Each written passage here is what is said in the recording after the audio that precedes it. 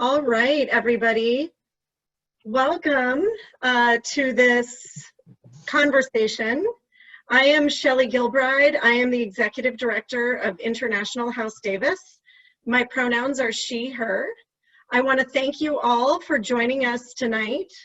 And I'm going to give a little introduction here about International House since we're not actually there. International House is a community organization. We're right across the street from UC Davis. We're a space dedicated to exploring the global issues of our time through humanities, arts, and cultural programming. We do lectures and workshops and art exhibits and music and dance and language study. We're a community, and we're also a gathering space, and now a virtual gathering space. We foster belonging for all people who make up our community. We're a place for people to share their culture and experience and practice their culture. And we're a place to strategize, envision, and enact a liberated, anti-racist, climate-safe future.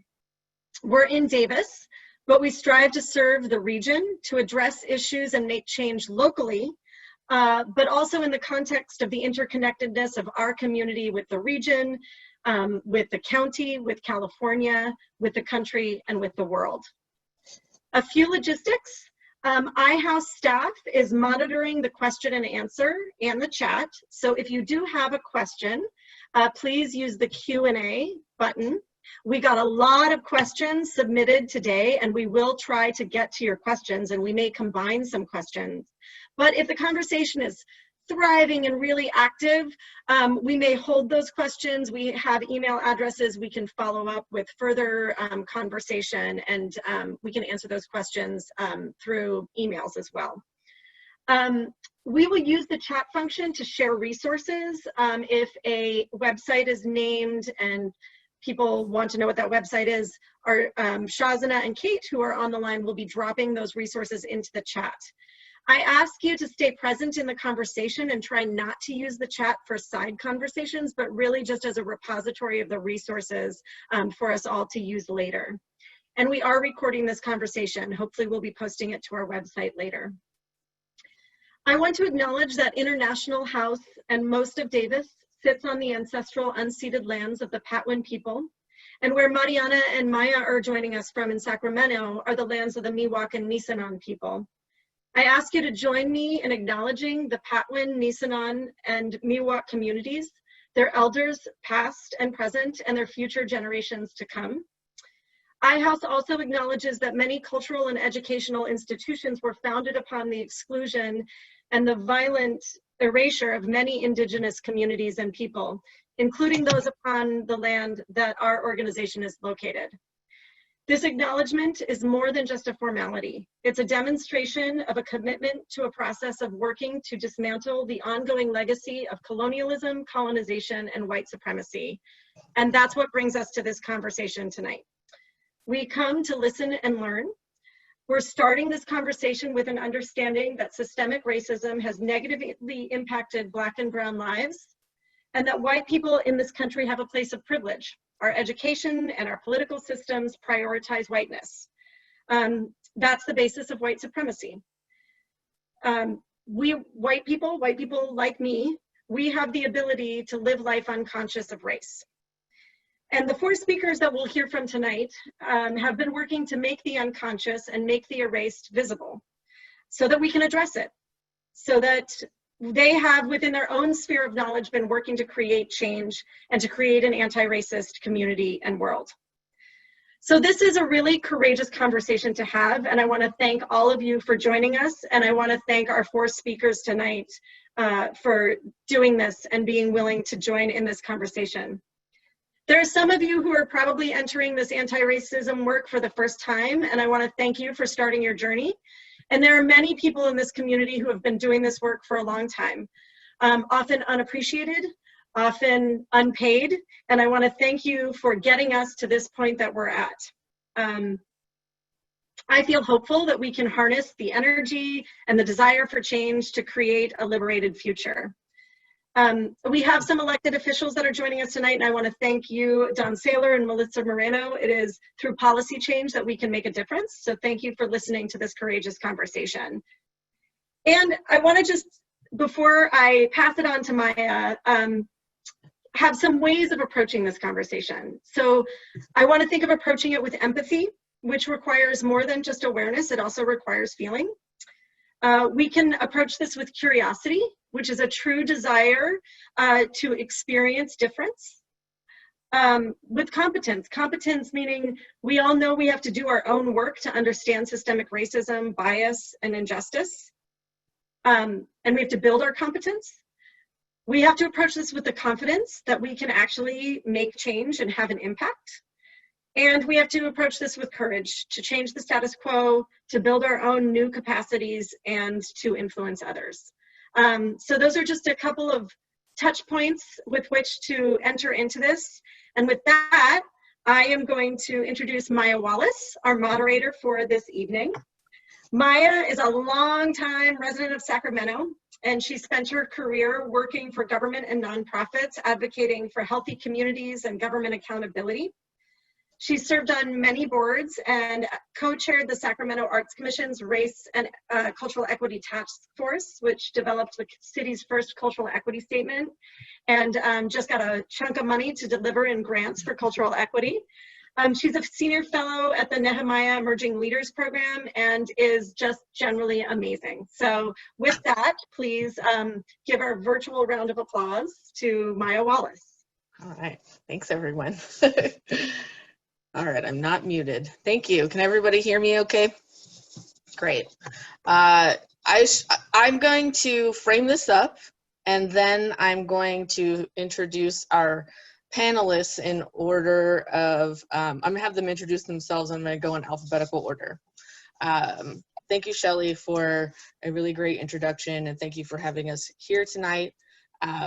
This is probably the first time I've ever been asked to speak directly on anti-racism, but I do try to advocate for race and cultural equity, specifically in all elements across the city of Sacramento, from my perch as the vice chair of the Arts Commission.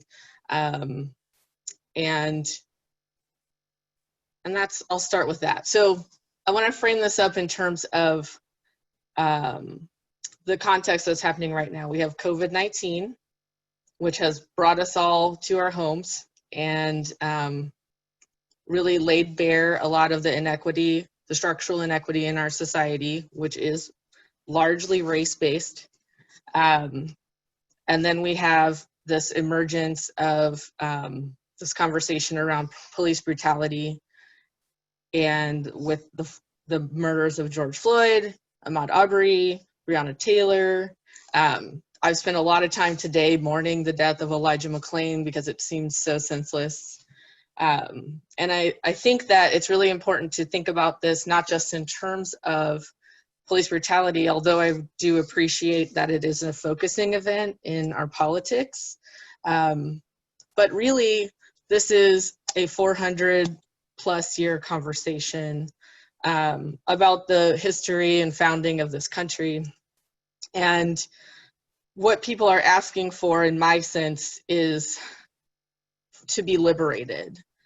Shelley noted that white supremacy and white privilege is the ability to live without consideration of race, but there is so much more to that. And I think that, I think we'll explore these themes of liberation in the context of anti-racism and also in our own internal work in terms of implicit bias.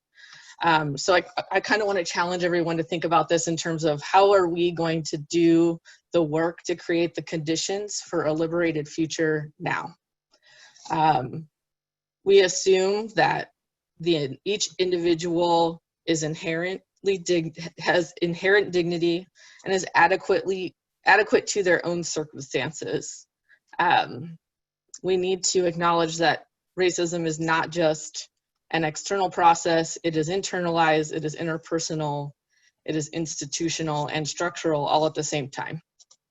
And since this is the water that we all swim in, this is a dialogue that we need to offer a lot of grace and empathy to everyone, because we're sort of unlearning and relearning at the same time. Excuse me. So I'm going to start with, as we see my order, Anoosh Jorjorian, and I'll have Anoosh introduce herself and talk a little bit about what her work is and how she wants to proceed in this conversation as well. Thank you, Maya. I had a moment of dread when you said you were going in alphabetical order because I knew I was first. Sorry. So my name is Anoosh Jorjorian. Let's see. I am a volunteer with the Davis Phoenix Coalition, which is a nonprofit here in Davis that was founded in response to an anti-gay hate crime. So we not only support the LGBTQ+ community in Davis and in Yolo County broadly, but we are intersectional. So we are committed to fighting all hate crimes and all forms of prejudice. Within DPC, I am the coordinator for YOLO Rainbow Families, both the parent group, and I'm an adult facilitator for the teen group.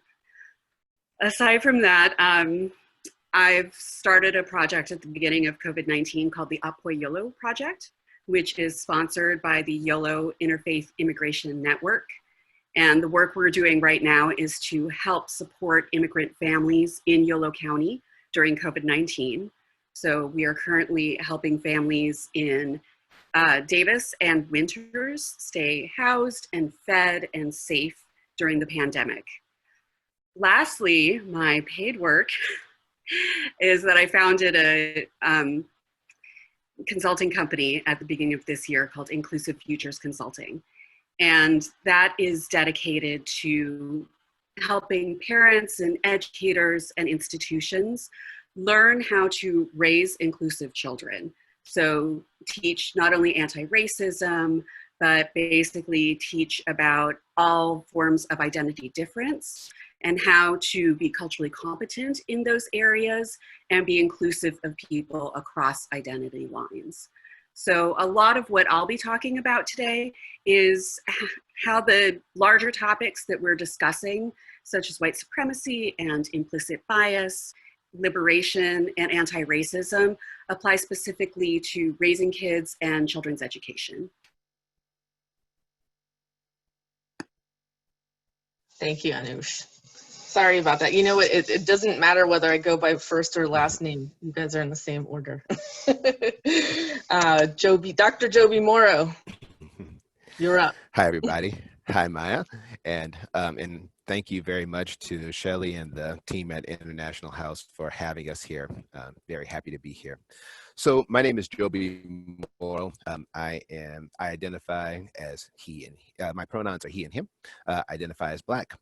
I received my medical doctorate at UC Davis in 2005, and I did a residency in UC Davis in family medicine and psychiatry, and graduated in 2010. I chose that residency specifically so that I could specialize in addiction medicine, and ran an addiction medicine clinic for several years. Dealt with my own addiction, have been 8 years sober from that. I'll tell you why that's important vis-a-vis our conversation in just a bit. So after I had stopped practice, I went directly into medical consulting. That is also, just as Anoosh mentioned, that is my paid job. So my primary work is that I write medical articles and I edit them, and many of them are COVID-19 focused. So many of them are academic, some of them are informational, some of them are clinical impacts.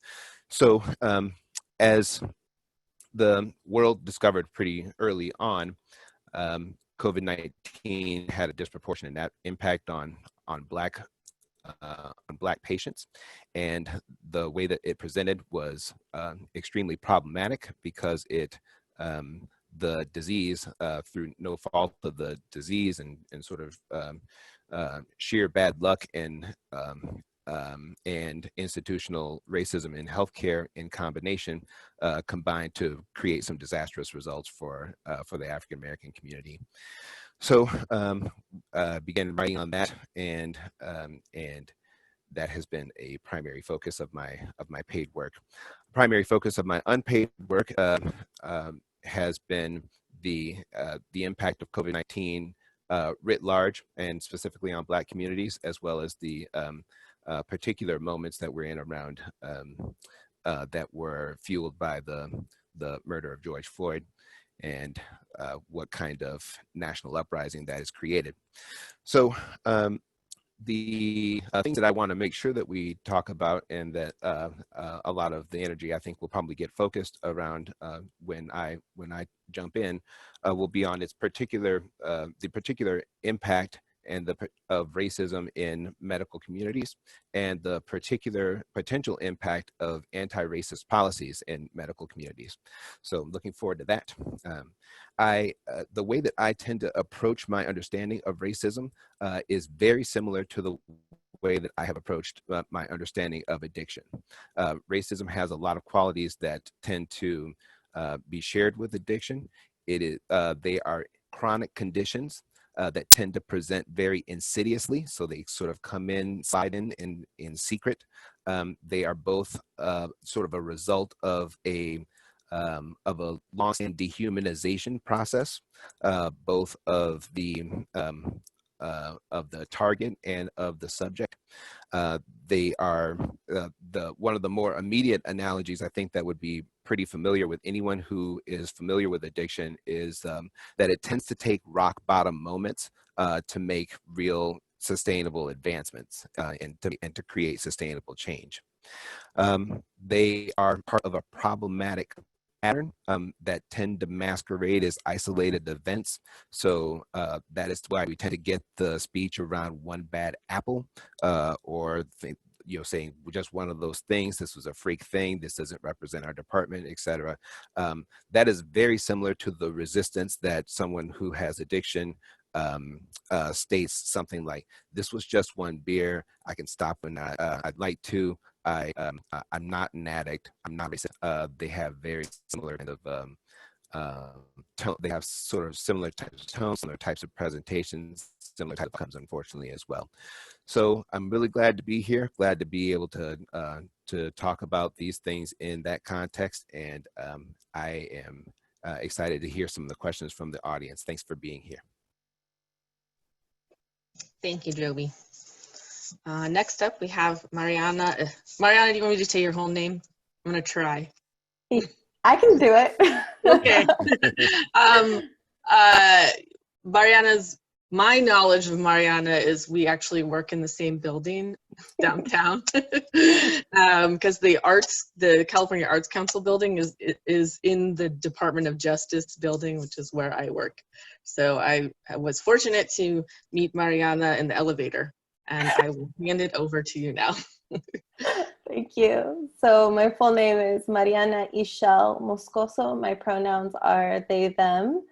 I identify as Afro-Indigenous. Most mainstream sort of categorization labeled by white supremacy would be Latinx. I'm really happy to be here, so thank you very much for inviting me to the panel, International House, and Maya for moderating, and obviously my co-panelists. So as Maya said, my day job is at the California Arts Council. I am the program manager for the Arts and Corrections program. And what I call my night job is the Decolonization project. And the Decolonization project is really more of a collective or idea. It's intended to be community-led. And it's really structured around the idea of decolonization. And what decolonization really means to me, and I think it's a working definition because many folks explore it, and much like liberation and anti-racism, a world with that is anti-racist, these are imaginary futures that we have not yet achieved. And so we're still in the process of creating.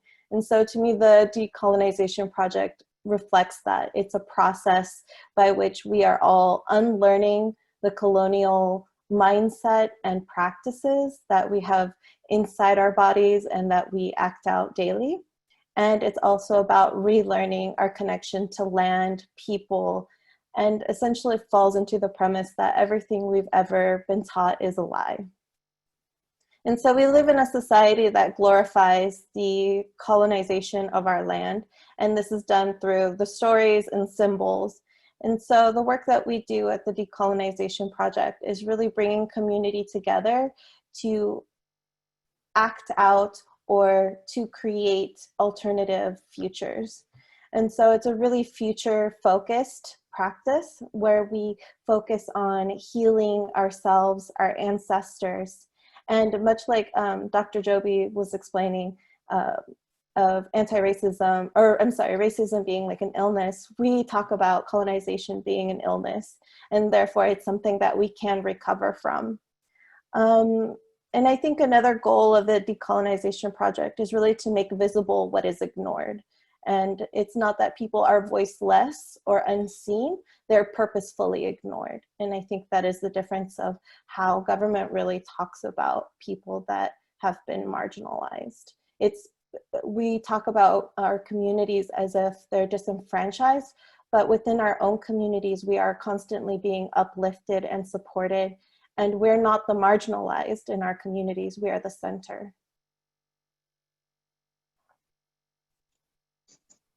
I love that, it's really powerful. It's really similar to some of the work, the conversation we're having with the the cultural equity statement. When we first presented it to the rest of the commission, someone asked, do you think it's necessary to do arts education so that the kids in those communities can appreciate art? And it was a little disappointing for me to hear that, because the whole point of the statement, if anyone's read it, is that we acknowledge that there's these barriers and there's this lack of access and lack of investment and a pure ignorance to the art forms and cultural practices of other communities. But my co-conspirators were much more kind in their response to the person who asked that question. They were very clear about the fact that, yeah, we are lifting up what we have been ignoring on purpose. And so I really appreciate that framing.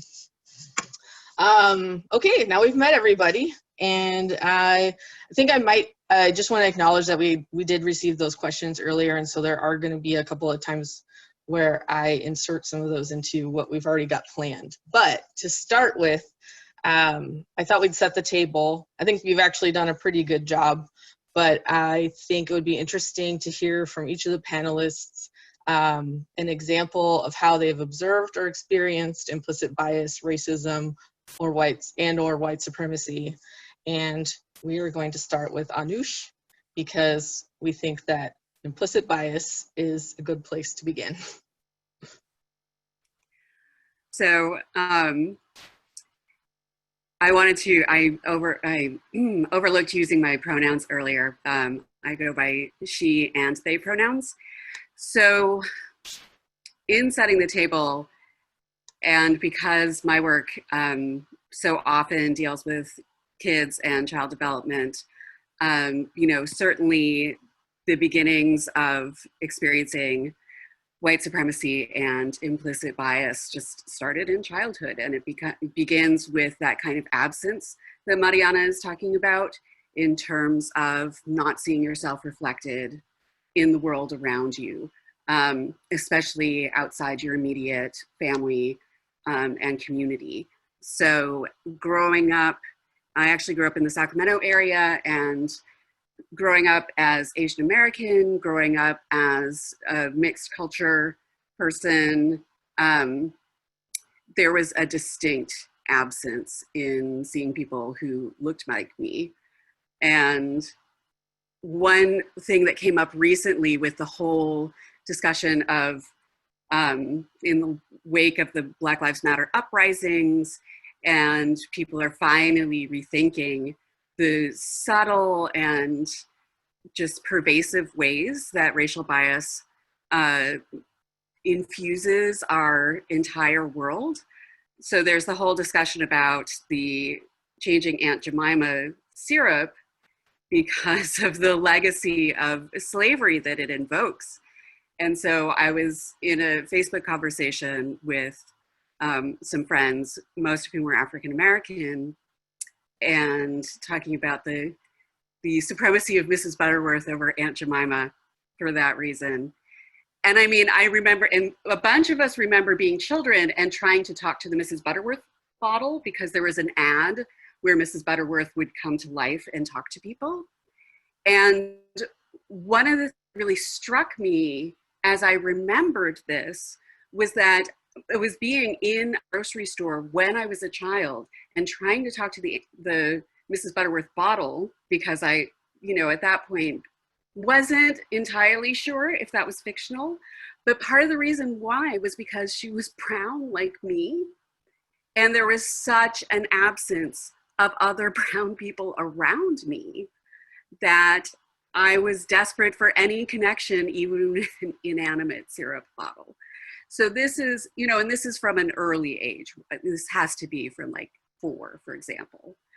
So many people are under the impression that children don't notice race because it's not something they talk about from an early age, or if they do, then parents are often embarrassed by it. So for example, children will be like, well, why is that person's skin black? Or why is that person's skin white? And parents will shush their kids and say, that person's a person just like us. Their skin color doesn't matter. And unfortunately, the research in recent years has shown that by minimizing people's skin color difference, we are actually teaching our children that skin color difference is shameful and that we shouldn't talk about it.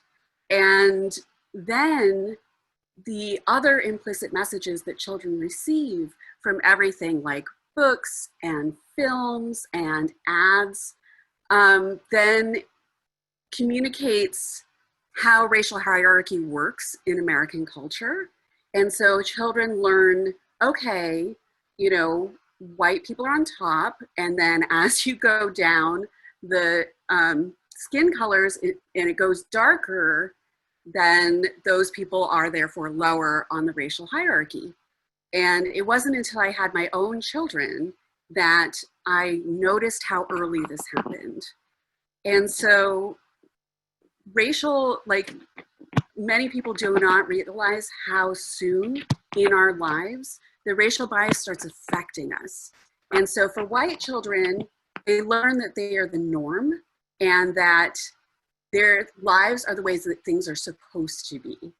Whereas brown children and black children are learning that they are considered lesser and that they don't count outside of their own families because they don't see themselves reflected. And if they do, they often see themselves reflected negatively. So from childhood, that it really isn't until the last decade, I would say, that I feel like there's been finally some progress made in representation, and yet we still have so far to go.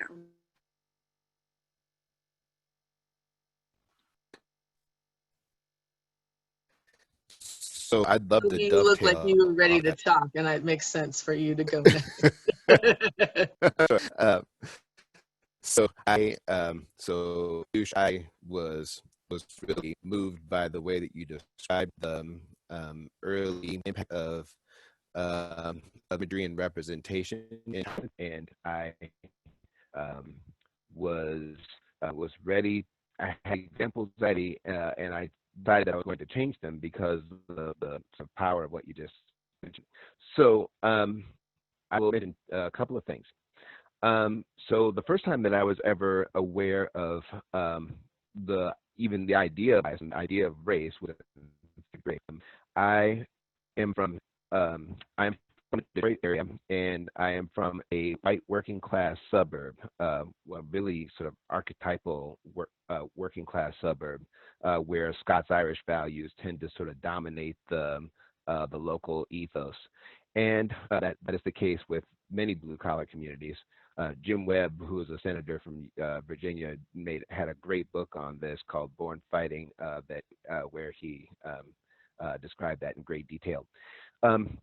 So the reason why that's important is because I was one of 2 Black kids in my 3rd grade class, and the other Black boy, bless his heart, he was a troublemaker, and we kept getting confused. And you know, we certainly worry about whether or not kids get labeled as a troublemaker, but he was certainly somebody who got into a fair share of trouble, and we kept getting confused. The teacher kept confusing us, and so I was a good student, and I kept getting to the principal's office, and it was incredibly frustrating for me, and it was even more frustrating for my mother, who went up to the school. My mother's a pretty mild-mannered woman, but she gave the principal a piece of her mind and gave the teacher a piece of her mind, and transferred me from school, against my objections. I was in 3rd grade. I wanted to be with my friends, the reason why I thought that was really important is because this stems from almost a very natural circumstance, and as many sort of poor outcomes do, they stem from a natural circumstance that goes awry. The natural circumstance I'm referring to is that no matter what race or ethnicity you are, you have more trouble identifying faces from other races and ethnicities than people of the same race and ethnicity do from identifying their own race or ethnicity. That's there's not much that can be done about that. That is just simply a fact. But it was used in a way that was highly problematic, and was used as punishment, and it created a lot of friction. The other thing that I wanted to mention about this, and I'll stop briefly, is that my mom, I talked about this, she hoards things from my childhood, and I graduated in 1994. When I was at home, I saw an issue of Cosmopolitan magazine from 1994. I had not seen many of these things in years. I haven't been home in about 3 years. I flipped through it just to sort of kind of get a sense of what people might have been thinking about in 1994. There was not only was there not one Black woman in the magazine, there was not a single person of color in the magazine. I was flabbergasted by this. This was 1994, and by then we had at least some semblance of awareness around diversity, including equality issues. But we were still probably in relatively nascent stages. But we had been there, and the message still wasn't getting through that it was really important to be able to include people of color, especially since they were also marketing to people of color. I'll stop there.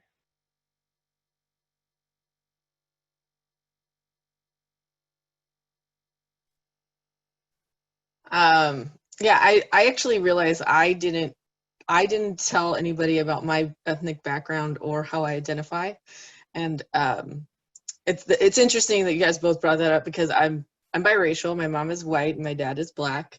My mom's family are homesteaders from Montana, and they're Scotch-Irish, and my dad's family are from Alabama, and my grandparents my one remaining grandparent lives in Huntsville, Alabama, which is sort of like where we consider our people to be from. And I was born in St. Louis, Missouri, which is where my parents met. And my experience, so race has always been at the forefront of my life, because from the very beginning, as soon as I can remember being able to talk and go to school, people would ask me what I am. And but in St. Louis, it was it was not a fraught question. It was, your hair is long and straight, your eyes are green, which one of your parents is white? And no one was offended by it at all. And when I moved to California in 1984, I was 7, and I moved to Anaheim. So I had this experience of growing up in this really liberal city, inner city kind of environment in the Midwest, where everyone always like, you know, considers the Midwest a very backward place, but it's not. It kind of depends on where you are. And backward is a pejorative that's probably not fair. But we moved to Anaheim, and I got asked if I was adopted when someone saw me with my mom. And that was really crazy because I may be a lot darker, but I actually look a lot like my mom. And so it doesn't, it hadn't really occurred to me. So that was sort of like my formative experiences with bias at the very least. And something that's also related to that was in California, there were a lot of Mexican immigrants for the most part at my school, and they were farm workers' kids by and large, and they didn't speak English. And Anaheim is predominantly Latino now, but when I was a kid, it was much more white. And our teachers, sort of like the defining experience of my education and my experience in public education in California, was having a lot of white teachers who resented having a lot of immigrant kids to teach. And so it's kind of interesting to think about when you've been first confronted, because I don't know that I think I always understood that America had this issue. And so it's sort of like I was saying earlier, it's definitely in the water for me. And I think that going back to, I'm going to make a transition here, going back to what Anoosh said about children recognizing racial difference, and us sort of as a culture, at least those of us who are trying to be progressive, having these conversations and being really honest with younger people, and looking at our sort of protest movement right now, which is largely, it's definitely populated by the youth, as opposed, like, they're learning from their elders, but they're taking it in a whole different direction. They have Wikipedia, they have social media, they're learning at a rate that is unprecedented. So their level of savvy is really much higher, I think, than us. Like, I think we're probably all Gen X-ish, millennial Gen X-ish kind of age range. And it's really interesting to see. And Mariana, I was going to ask you sort of you're working with the Decolonization Project, and I imagine there's a lot of youth that are engaged in that. What are you hearing, and how could you share a little bit like of your reflections on this in this context? Yeah, thank you. So it's interesting to be in a space, for me physically, as kind of like a community elder. I'm not quite an elder, but I'm also not young anymore. And so, although I feel really young inside, the truth is I have young people that come up to me telling me they want to get involved, that they want to do things. And that's what the Decolonization Project really is about. It's about people coming and having a platform to move some of these ideas forward. I think the thing I see on the ground with young folks is they are tired, and rightfully so. Many of them were born in a world that had already, or at least, we're talking about post 9/11, then a recession in 2008, and then now we have so much information available that the individual experience of racism is now being understood in a systemic way, right?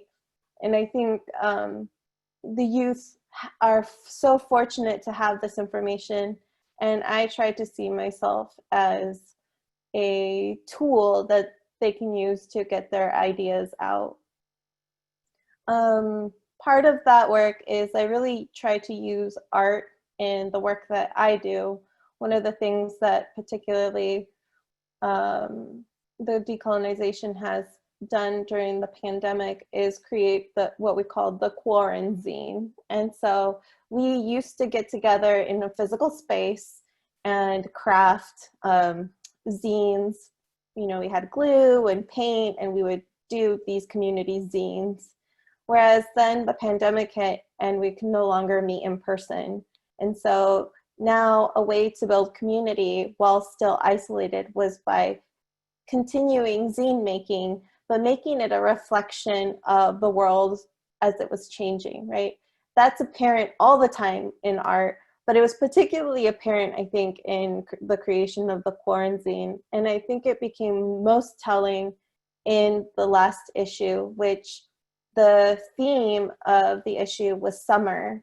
And that was even before we had the murder of George Floyd. And you see, even within the submissions, a complete shift, right? Whereas there's this acknowledgement of the original theme, but it's certainly within this context of Black Lives Matter, focusing on the current moment beyond just the pandemic and the theme, but it was really a reflection of how people and youth were feeling at this particular moment. And I really believe that art is the space to imagine, and imagination is the place where we can imagine other possibilities for ourselves in the world. And that was really reflected in this last issue. Folks really were pushing the envelope of what liberation looks like, and even just reflecting upon the different emotions that we are feeling in this moment, right? And with the Decolonization Project, we also did an event to show Black and Brown solidarity, and we called it Black and Brown Shut It Down. And the whole idea was not just to show solidarity, like we are here with you, for you, right?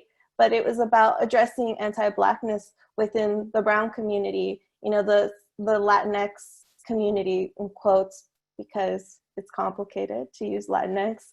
But we wanted to show that we want to address that, and not only address it, but heal. And so an important aspect of some of the speakers that we had a Black trans woman, Ebony, speak. We had Janice Gutierrez, who was undocumented trans woman. She, both of these women have been working very hard to fight not only anti-Blackness and immigration issues, they have also experienced the world as trans women. And so I think bringing their stories to the forefront, right? One thing we never talk about within Black, and I mean societally, we don't talk about in terms of Black lives or Black trans lives, and the horrifying rate that Black trans women and Black men are being murdered. And so just this year alone, we have 331 individuals. That's part of this, the idea of pushing to the forefront the folks that we as a society tend to ignore. So I see the youth fired up. I see them passionate, and it makes me feel good about getting old, because I know the future is in good hands. Can I have a quick interjection here? Very quick. So Mariana, I'm so glad that you brought it up. Black trans women have the highest rate of homicide of any group, of any ethnic group. They also, Black trans male identified folks are ones that have the highest rate of suicide. So that is that's my understanding. And so they have a double whammy when it comes to mental health. They have anxiety about their safety, and they have ongoing depression, anxiety that is hard to treat, hard to get some sense of safety around pursuing and accessing mental health care.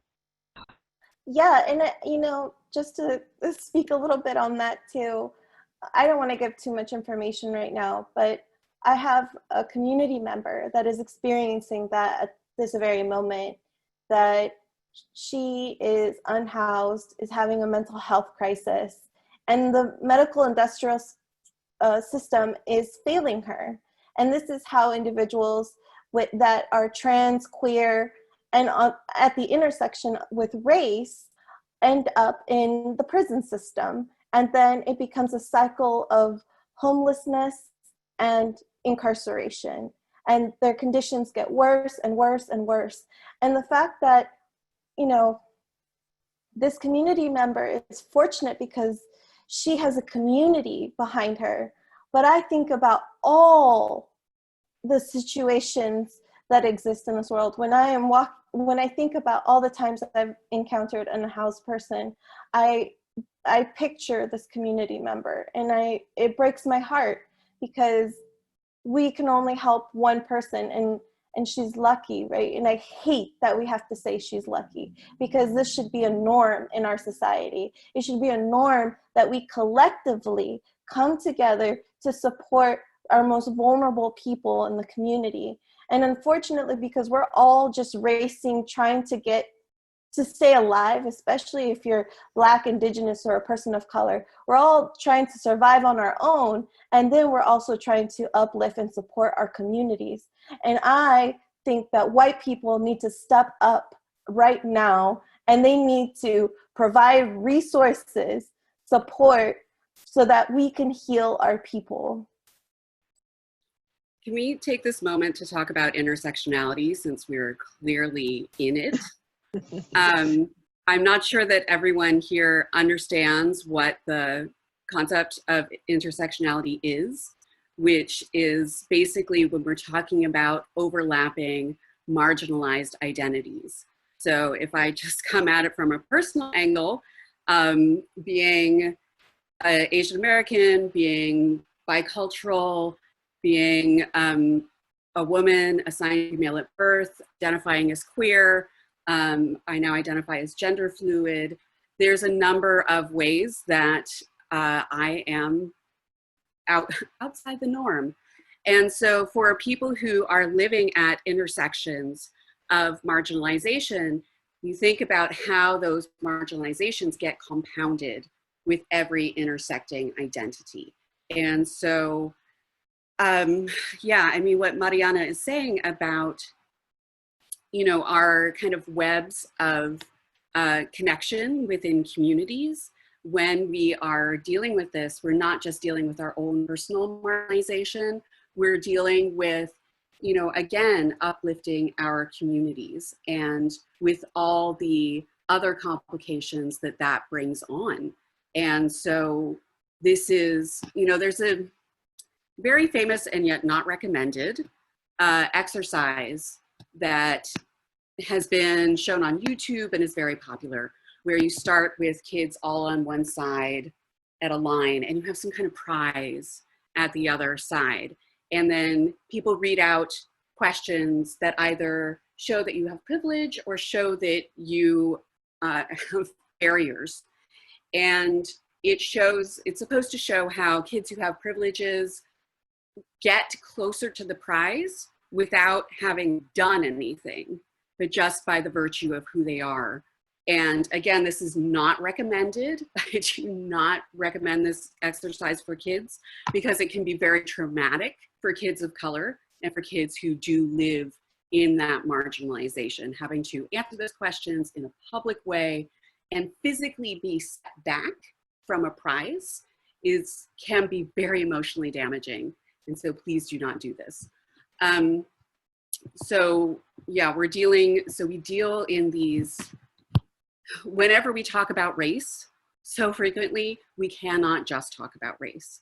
And if we're talking about, you know, gender difference and trans folks, these are also aspects of education that you can start when your children are small.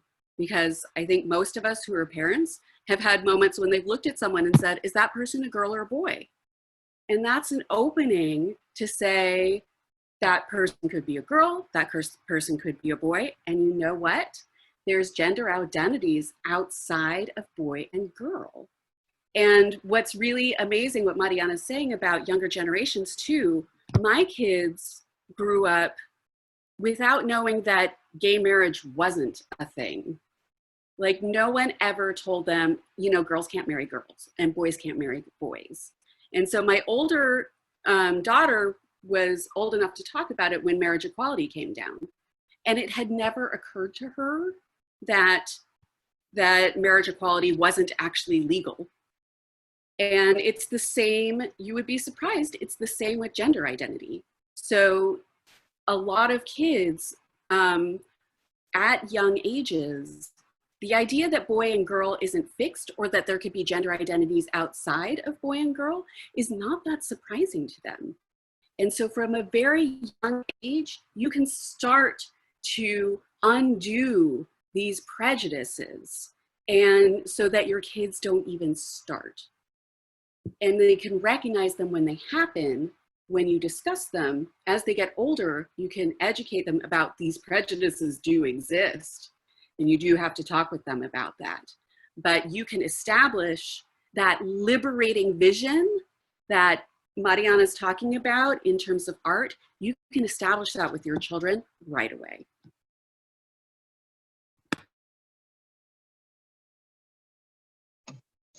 Thanks, Anoosh. I think that this sort of segues into our next question. And actually, I wanted to acknowledge we had a question in the Q&A from Nicole about whether or not what we are doing now is sufficient. So we have all these conversations about cultural competency, diversity and inclusion trainings. We create offices dedicated to diversity, equity, inclusion, and access.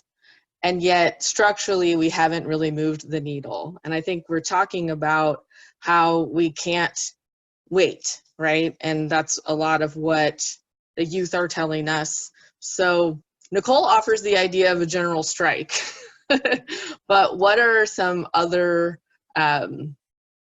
sort of like illuminate why what we've been doing isn't adequate to the need, and what might we do differently? Joby, why don't you talk about health equity?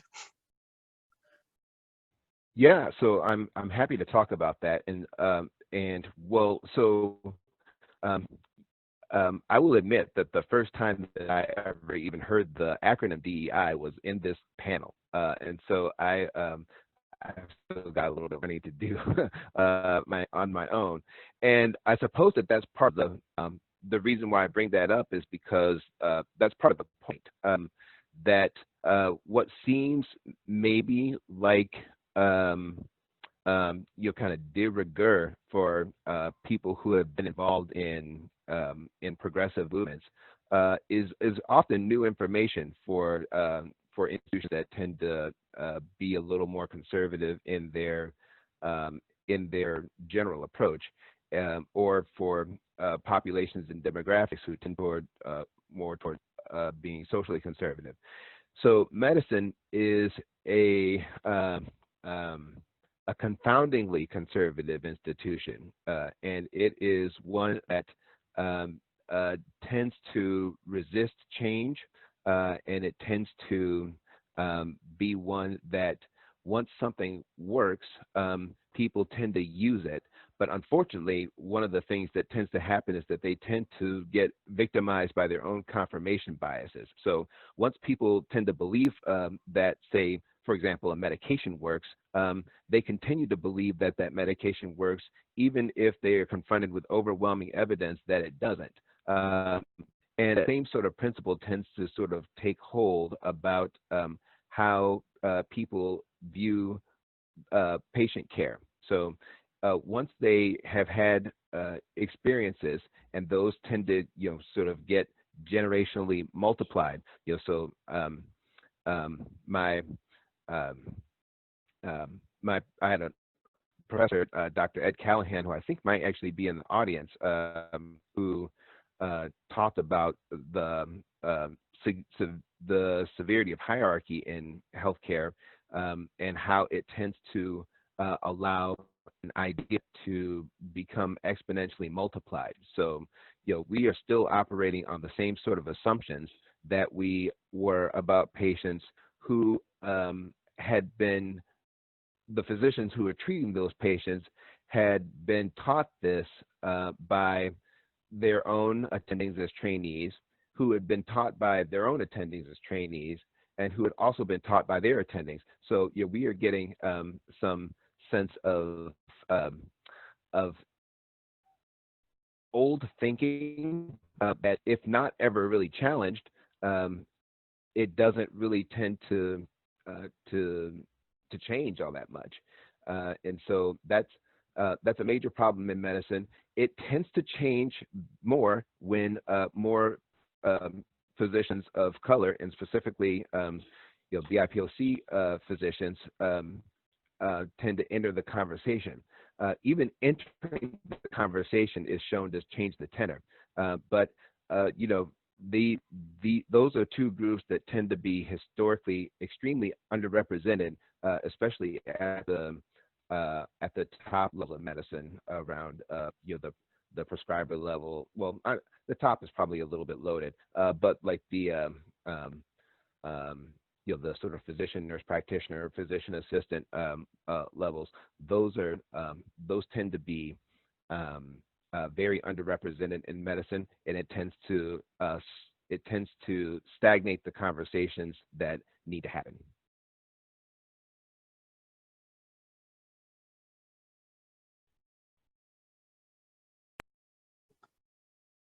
Is everyone okay with going till 7? Okay. We took a little bit of time to get going, but I feel like we're on a roll now. Okay. Sorry. I would like to respond to that. Not obviously from a health equity perspective, but just simply I feel like when we have these conversations about policy and reform, I understand the motivation behind that. However, I believe strongly that through the work that I do with youth and the community, we have to imagine the furthest possible outcome. And we have to be at a place where we're willing to do anything and everything to achieve an anti-racist, liberated society. The entire system that we all live in is functioning just as it should. It's functioning how it intended to function, because even the concept of forefathers is a negation of indigenous people on this land, right? The fact that within the Declaration of Independence, all men are created equal, and in the same document refers to natives as merciless savages.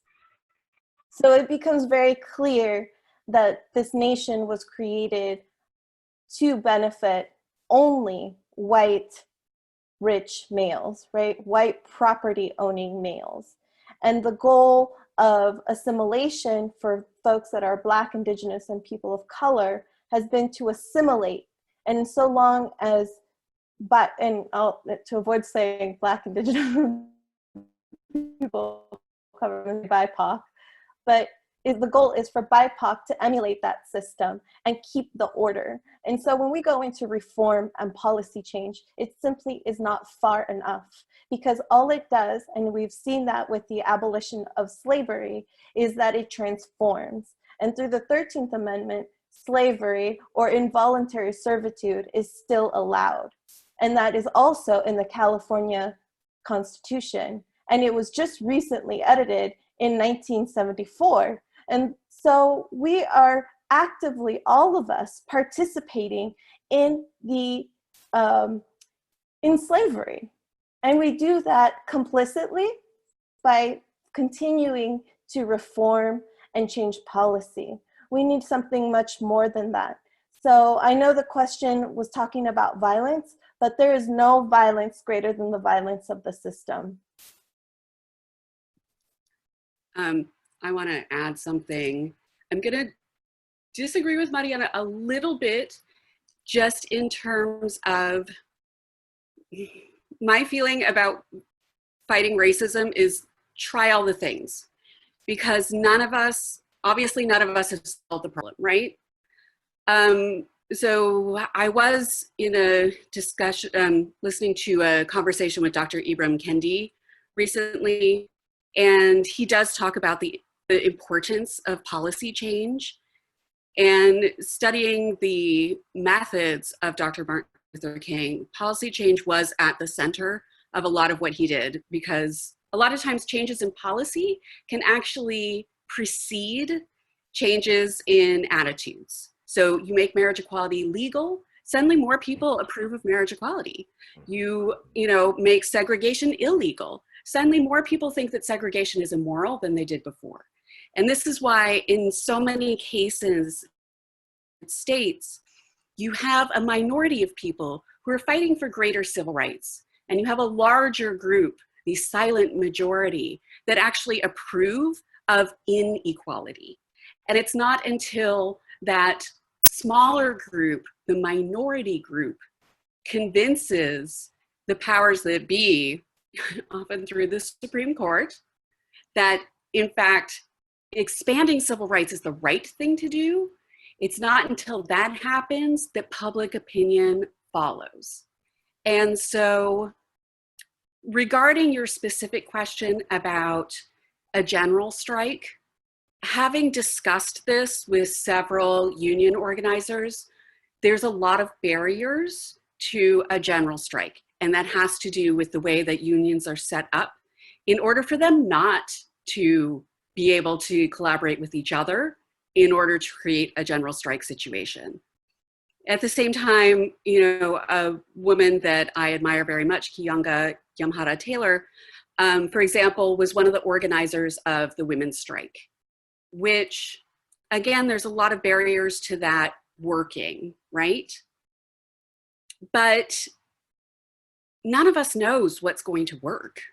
And so I just feel like we have to keep trying, and that we have to keep trying from every facet, because racism infuses every facet of our lives. It infuses it culturally, economically, politically, socially, real estate, geographically. And so we have to try it. We have to try working against racism from every facet as well.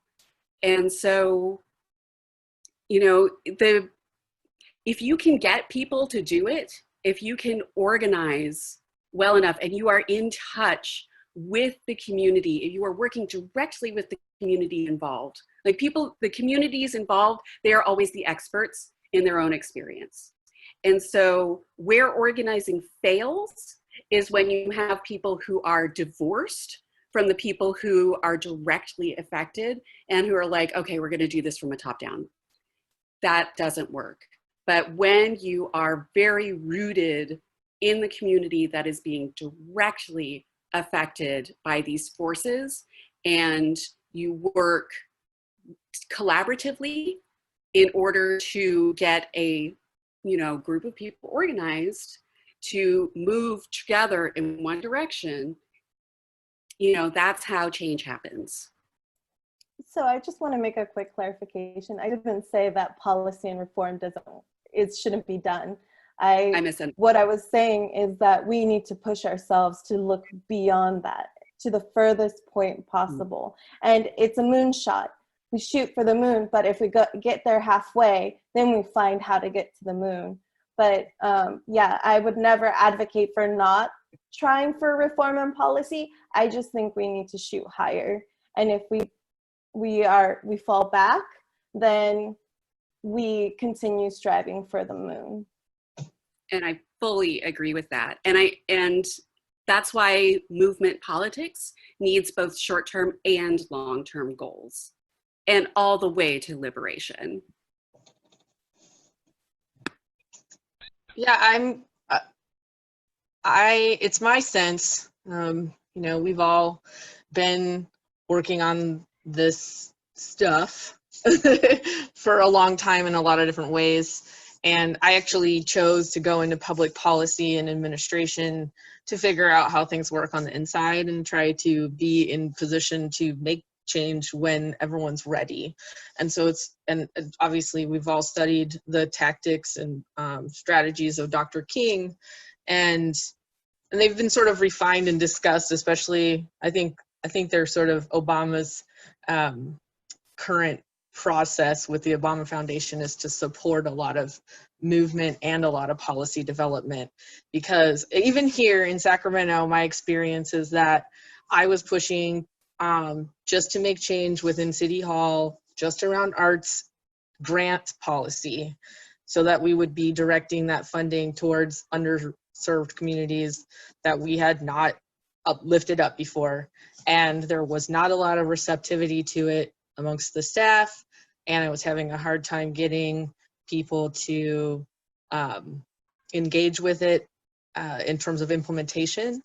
And unfortunately, the protests related to Stephon Clark really accelerated that process, because it made the city want to look like it was already getting work done.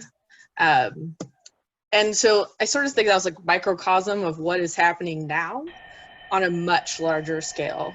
So it blows my mind that the NFL finally like made a 180 on its stance on Colin Kaepernick and kneeling during the national anthem, and NASCAR, you know, not allowing the Confederate flag, and that people are, instead of letting protesters destroy monuments, they're taking them down.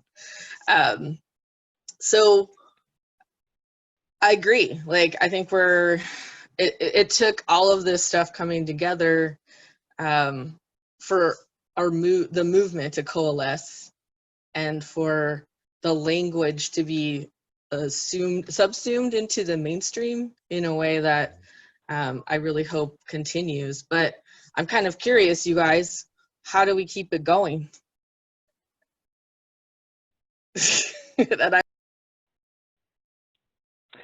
We have all of us are in different positions to do that, but you know, like I'm always concerned because I sit pretty close to like internal political processes with the use the policy to check a box and not actually make a change kind of tactic. Yeah, I'll just start maybe if that's okay. I will say that in order to keep this going, one of the things that I think is important to do is to call out token gestures and empty actions. So when there is someone who says, we at X company believe that Black Lives Matter, and we are doing X to support our Black communities, and we are actively engaged in anti-racism. That is a wonderful sentiment. It's a necessary sentiment, but it is not sufficient. There is a way in which I think that we have to figure out how to hold people's feet to the fire, and that had to happen in corporate world. So when people make a pledge, I'm not picking on PayPal whatsoever, but I use PayPal, and I have seen probably the last 12, 14 times that I've used it, PayPal is donating $530 million to Black communities. That is a wonderful sentiment, and part of the reason why it's there is because the sentiment has swung so far in the direction of this type of progress, and as Maya mentioned, sort of subsuming the language of such progress into the mainstream, that corporate enterprises often see an opportunity to either gain and benefit financially from their allegiance, or at least not to get called out for their lack of action. So they are able to sort of take minimalist action without any real sort of commitment and standard, and it creates an environment that essentially drives the the real action underground and doesn't create any substantial change. I bet that Anoosh and Mariana have something to say about that, and I'll stop there.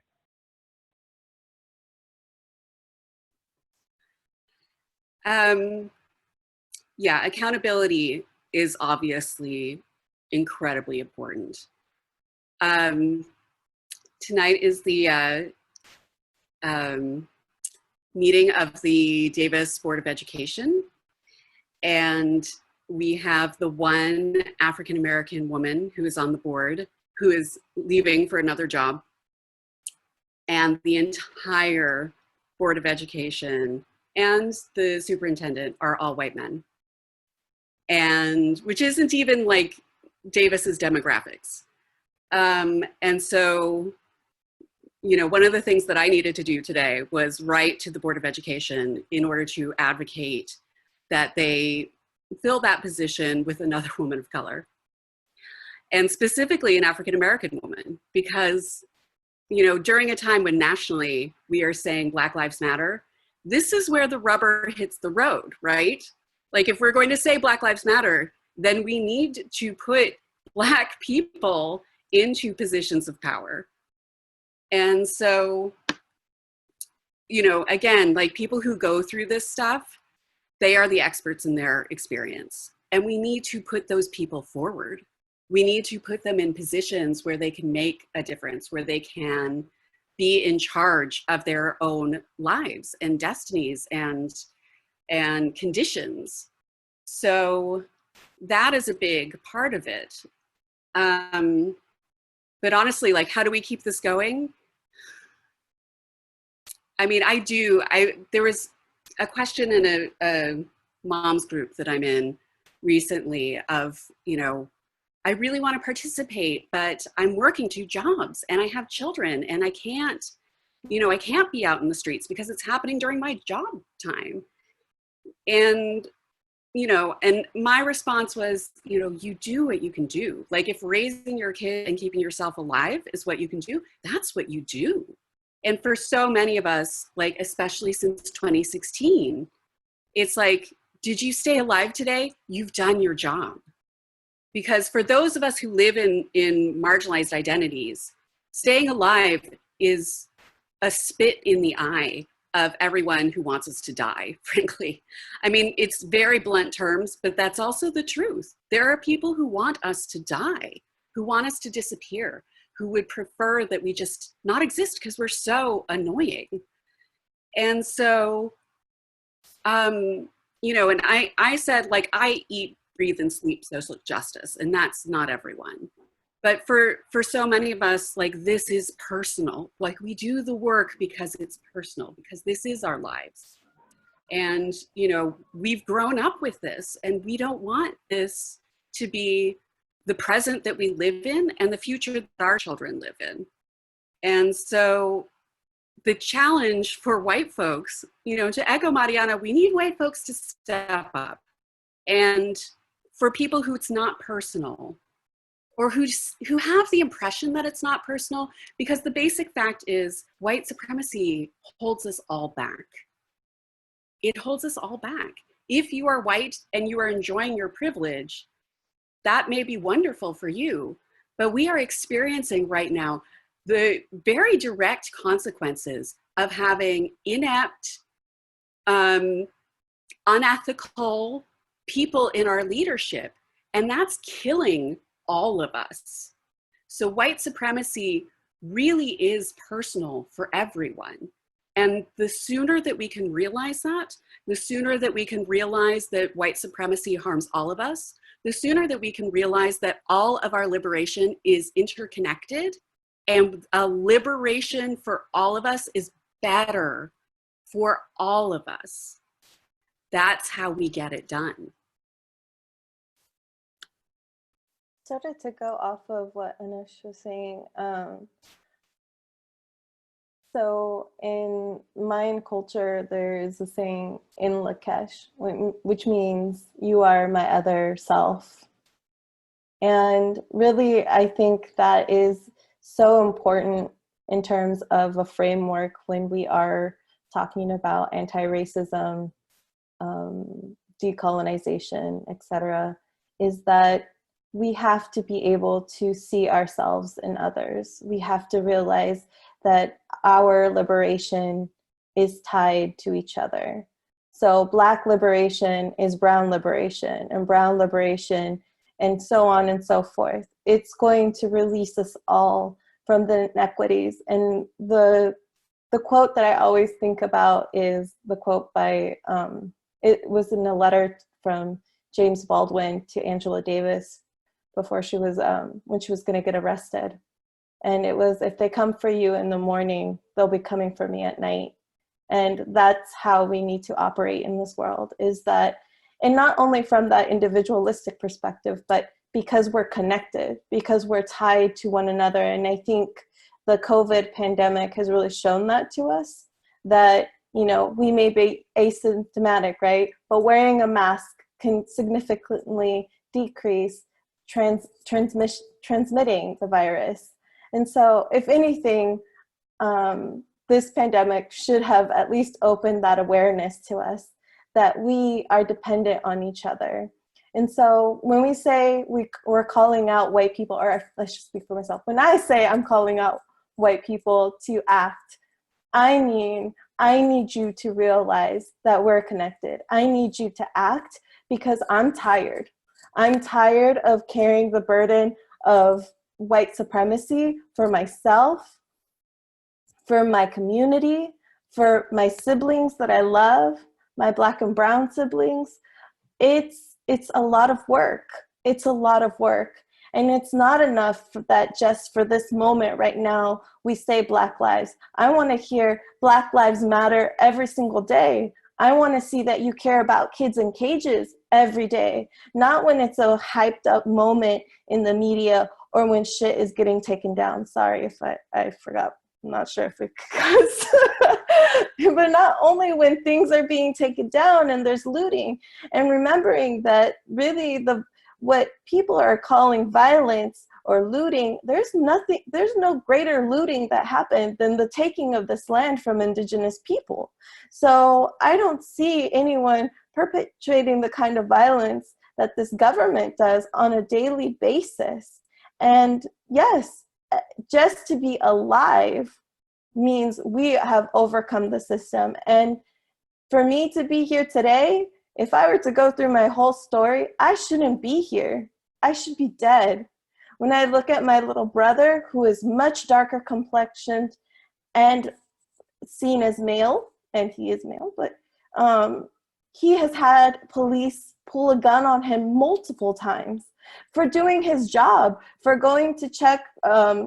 He works for insurance, and he would go inspect the cars after an accident, and he's in a rich neighborhood and gets the cops called on him. I shouldn't have to fear that my little brother will lose his life. I shouldn't have, as a child, feared my father being taken away because the cops pulled us over. So I think it's so important for us to, if you're white, you need to have these conversations constantly, nonstop, because it shouldn't be us talking about this all the time. It should be you talking to your relatives, fighting against this every single day, because we've been fighting this since we were cells inside of our parents. I wanted to connect this to a question that I believed was asked before this presentation, which has to do with racism between communities of color. And I especially want to address this as an Asian American because there is so much anti-Black racism in Asian American communities, which has to do with the legacy of colonialism and imperialism. But you know, what we're talking about applies to this situation as well, in terms of we are all connected.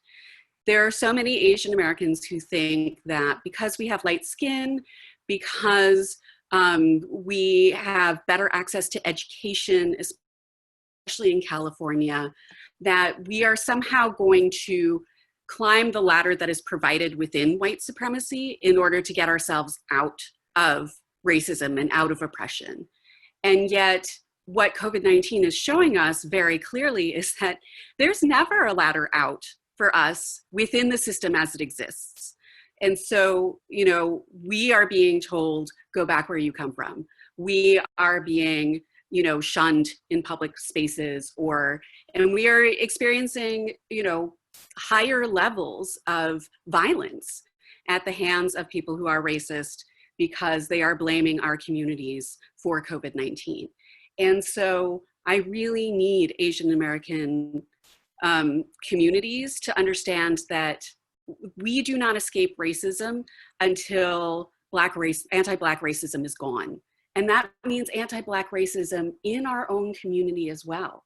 So we cannot search for our own path out of oppression and away from racism without working for all the other communities of color that also suffer from racism. Because as long as racism exists for anyone, it exists for us all. Yeah, I love that, Anoosh. I was just thinking, you know, there's this sort of perception that there's this limited pool of resources for anyone who is not white, and there is essentially like this kind of race to the top competition to access that pool of resources, which, you know, obviously creates a lot of division and allows for that sort of racism to promulgate, as well as some of the internalized sort of divisions that, you know, that many of us carry. I did want to quickly just mention, you know, because we've talked about the how COVID-19 sort of opened the door for, and I want to just sort of mention sort of how that played out. You know, obviously created a lot of unemployment. You know, it increased our social media presence by a magnitude of, I believe, by a factor of 2. If I remember reading that correctly, they were on social media twice as much as we were pre-pandemic. And obviously created a disproportionate impact in Black patients.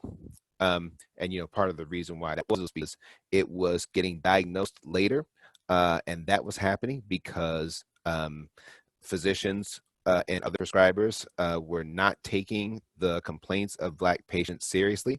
That is a historically rooted problem. So they were being diagnosed with it later. And of course, you know, this is a progressive kind of inflammatory illness. So, you know, the more time there is for the body to mount the harmful and like eventually sometimes the you know, inflammatory response to an infection can actually create more harm than good, and the more it goes on, more likely that is to happen. So that was happening in Black patients who already had a lot of comorbidities from undertreated illness.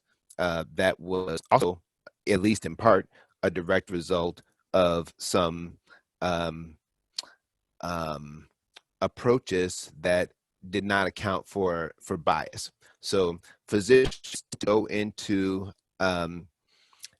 tend to go into appointments with people of color, and they have some stereotypes about them. They have stereotypes about like the loud, brash Black woman that is going to have this sort of complaint, or the anxious Black woman, or the you know, the quote unquote like dizzy Latina, and that is, you know, those are longstanding stereotypes that have not really gone away. So your doctor, when you go into the office, he was very much a human being, and is a product of, you know, his, her, or their environment, are going to be sort of fighting these forces invisibly, and they don't know it. They don't, you know, they may not be aware of sort of what they have, but these are things that can be confronted, because as Anoosh mentioned earlier, as Maya mentioned earlier, Mariana, I think you mentioned, all of you mentioned this earlier. You know, once you create the expectation, people tend to sort of rise to it at some point. You know, but the expectation has to be created. We have not done that in healthcare, but we have some precedent that we could set for it. So, one specific thing that I think we could do, when we had the opioid epidemic, we had to mandate that physicians take continuing education credits. So right now, you have to take 12 continuing education credits. That accounts for 12 hours, so like a full day and a half of training on how to prescribe opioids, what their impact is, etc. We did that in response to a major crisis in 2017 because the opioid epidemic was killing 72,000 people per year. We can do the same thing with healthcare implicit bias.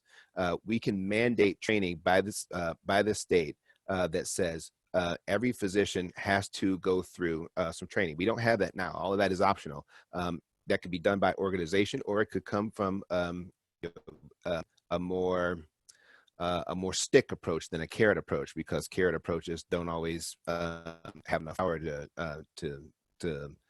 get the right results. So there are some ways that we can make this happen if we have the chutzpah to make it a priority. I'll stop there. We have a couple of questions in the Q&A, but it's also almost 7 o'clock. So what I wanted to do to wrap up was maybe everybody talk about, just make a recommendation for either an organization or a book that you think could help people in their anti-racism journey. I'm going to start. I'm going to piggyback off of Mariana's call to white people to do stuff. There are two things. The organization Standing Up for Racial Justice is an ongoing, really powerful group of folks, mostly white, who've taken on the work of educating themselves on anti-racism. And there's chapters everywhere. And then the other thing is, I always want you to give your money to Black people. So my friends and I have started a fund to support Black artists in Sacramento, in the Sacramento region. It's called the Black Artists Fund, and our website is blackartistsfund.org. And so if you want to make a donation, we're trying to raise $20,000, and we are at like 19 something in just 2 weeks of existence. So, and I will put these in the comments. So, next. I guess I'll go next in alphabetical order. So organizations that help. So locally, of course, I'm going to give a plug for the Davis Phoenix Coalition. In terms of Davis and YOLO specific, I'm biased. I think we do fantastic work. We are a very small organization. We are mini but mighty. I have to give a shout out to NorCal Resist, because I have worked with them a lot on issues relating to immigration, and they have been very much at the forefront as soon as the uprising started in the wake of the George Floyd killing. They are doing fantastic work. Again, you know, Standing Up for Racial Justice, that's an excellent organization for white folks who are looking for a way, really looking for a way to start doing anti-racism work. They're a great first step. What else? You know, a lot of organizations are organizations that you're not necessarily going to think of that actually do the, you know, day-to-day work of uplifting people who are at the margins. So for example, Empower YOLO regionally also does amazing work just supporting people who need it the most. And so, you know, a lot of people focus on national organizations, but really do look locally at who is, you know, really uplifting the people in your community. And that can take some research, but it's really, that's labor that is really worth it. I'd like to encourage everyone here to consider writing a letter to the medical board and to the nursing boards of California. You know, in light of what I just mentioned, you know, when you're a doctor or when you're a nurse, you have a lot of competing priorities, and there's a lot to learn. There's a lot to do, and you know, going into a patient encounter with more resources than less tends to be helpful.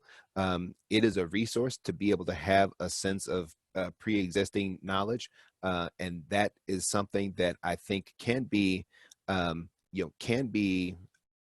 encouraged. This is one of the instances where I think it can be encouraged from the top and say, hey, we need you all to do this, and we can measure how well physicians are rated in their encounters. Did you get a sense of humanized treatment? Did you get a sense that you were given a fair shot? Did you get a sense that you were given equal amounts of pain medication for your concern? Those are things that are the ways that tend to be the fruits of implicit bias. So, Black people do not get sufficient pain medications for the same complaint. They don't get the benefit of the doubt. They get kicked out of addiction medicine clinic earlier, etc. All those things with proper education could be addressed. Last thing I will say, for UC Davis, their Center for Reducing Healthcare Disparities is a wonderful institution. A lot of great people there. I would check their website out, as well as the Office of Diversity, Inclusion, and Inequality, that's headed up by a former professor, Dr. Henry Tan, who is a wonderful resource for if you are interested in how to address care disparities in particular. So I guess it's my turn now. I definitely want to uplift NorCal Resist as well. They're an amazing organization, and they go beyond immigration issues. They definitely touch on racial equity on every level. In fact, they are part of the event that we're having on the 4th of July. We call it the 4th of July, and it's to de-Columbus Sacramento. The state capitol had promised us that it was going to take down the Columbus statue and still has not. So we're going to hold our own liberation event called the 4th of July at 7 o'clock on the west side of the Capitol in Sacramento. In addition to NorCal Resist, I really want to encourage folks to donate to the Gender Health Center in Sacramento. It is the only place for non-binary and trans folks to get the support that they need. But obviously, we're talking about a community that needs a lot of support with resources and therapeutic medication. And so if you could please donate to them, I personally am very thankful because that's my community that I love. In addition, if we're talking about what you can do, of course, there's things you can do beyond providing financial and resources. I want to encourage everyone, regardless of whether you're white, Black, Indigenous, or a person of color, to really speak out when you see injustice, and to support people when they face injustice. Because I think as someone who identifies as BIPOC, microaggressions happen daily, and we constantly have to unwind at the end of the day and find our community to talk about it. But think about ways that you can support BIPOC in the workplace so that they could continue doing the good work that they do at their day jobs and at their evening labors of love. So that would be one. And one more thing, I think learning history is absolutely vital to understanding the present moment and seeing how all of these, how the culmination of history has led to this moment, and really understanding Indigenous people of your area, really getting to know the culture, getting to know how slavery built this country and gives people the intergenerational wealth that they now enjoy.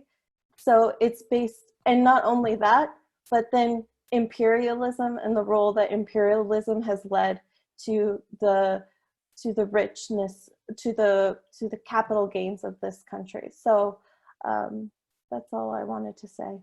Thank you.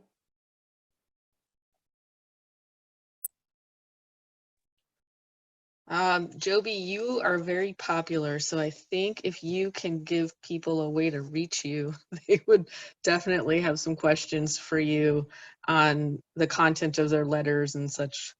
And then Shelley, maybe you can come back on and let us know how folks can access the resources that are being listed in the chat at yeah, okay. I'm here. Thank you all so much. Thank you to Maya as a moderator and all of you panelists, Anoosh, Joby, and Mariana. This was kind of a far-reaching general conversation, but I think we touched on so many different avenues and ways into this conversation and to do the anti-racism work. And I hope that every person on this call had a moment of inspiration or a moment where they were like, that's what I want to do, that's what I can grasp onto. We're seeing from all of the questions that are popping up now that people would like to follow up. So we will be following up. People had to register for this webinar, so we can send out the text chain with all of the resources into it to everybody that registered for the webinar, and we can follow up on that. We are also going to post this on our website once it's processed, and we can get it up on YouTube so that we can post on that. We're going to follow up with everybody to ask them a couple questions about what we as iHouse should take as next steps. We want that to be generated from the people that joined here and from our community. So thank you all. I think my mind I'm feeling all awash in really incredible information. I want to thank you all for joining us, for being so generous with your experience and your knowledge and your point of view and your perspective. I'm inspired to keep doing the work. I hope you all are too. We have some resources and we will have a follow-up. This is something that iHouse is focusing on both to support our BIPOC communities locally and regionally, but to use the resources we have to uplift BIPOC communities and keep the work going. It's the #1 thing that I have heard. Racism and climate change are the 2 issues that I have heard from my community that we need to address, so those are what we're going to address. So I want to just thank you all. Round of virtual applause to all of you, and thank you to all the attendees. We had at one point over 200 people on this call, so thank you. Thank you for convening us, Shelley. This was really great. Thank